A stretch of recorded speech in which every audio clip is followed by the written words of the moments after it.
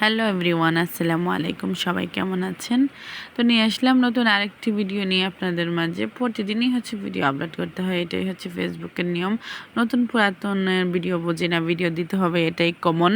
তো আমি হয়তো বা একটু ভুল বলে ফেলেছি। যাই হোক, এদিক দিয়ে আমার বাচ্চারা এদিক দিয়ে বসে আছে।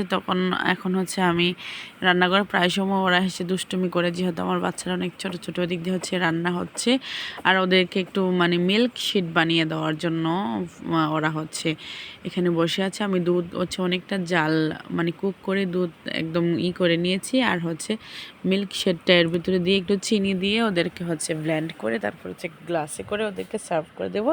ওরা খাবে, এই জন্য জাস্ট রান্না করে এসে বসে আছে।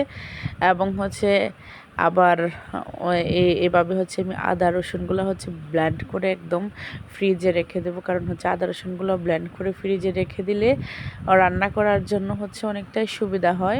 আপনি কতক্ষণ রেস্ট নেবেন, এদিক দিয়ে সব কিছুই আমি একদম ব্লেন্ড করে রেখে দেব। আপনি কতক্ষণ রেস্ট নেবেন সেটা আপনার উপর নির্ভর করে। আপনি যদি সারাদিন কাজ করেন, কেউ কিন্তু আপনাকে বলবে না যে তুমি কাজ করো না, তুমি রেস্ট নাও। আচ্ছা, আর আমাদের গৃহিণীদের নিজেদের রেস্টের সময়টুকু নিজেদেরই বের করে নিতে হয়। এদিক দিয়ে জিরে এবং গরম মশলা থেকে শুরু করে সব ধরনের মশলাগুলো আপনারা দেখতেই পেয়েছেন। আমি একদম মিক্স করে মাংসের মশলাগুলো আমি ব্লেন্ড করে নিয়েছি। এদিক দিয়ে একটু সেমাইও রান্না করে নিয়েছি।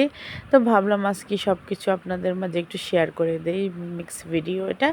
তো আমি এদিক দিয়ে একদম হাতে মাখিয়ে একদম খিচুড়ি রান্না করে নিয়েছি। এদিক দিয়ে অনেকগুলো মাংস এনেছিল বাজার থেকে, সব মাংসগুলো প্রসেস করে নিয়েছি। আমি যতটুকু রান্না করব সেটুকুই নিয়েছি। মাংস বাজার এখন বেশি আনলেও আমি কিন্তু খুব হিসাব করে রান্না করি, কারণ সব কিছু তো আর পেজে বলা যায় না। তো এদিক দিয়ে চমৎকার মজাদার সুস্বাদু রান্নাটি হয়ে গেছে, খিচুড়ি এদিকে। আর আমি এখন মাংস রান্নার মধ্যে চলে যাব। রেসিপি না, এটা জাস্ট আপনাদেরকে ভিডিও দেখিয়ে দিচ্ছি। জাস্ট ওয়াও হয়েছিল সেই রান্নাগুলো।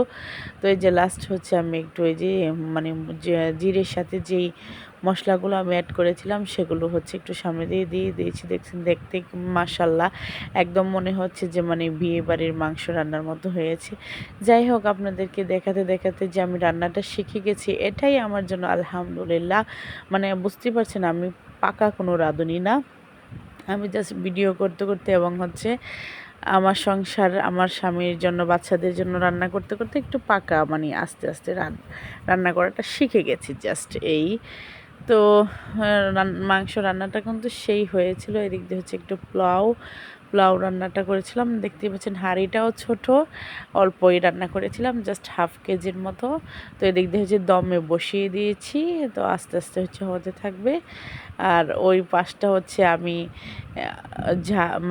থালা বাসন মাজার যে একটা হাঁড়ি আছে, ওটা দিয়ে আমি করেছিলাম, এই জন্য কালারটা এরকম হয়ে গেছে।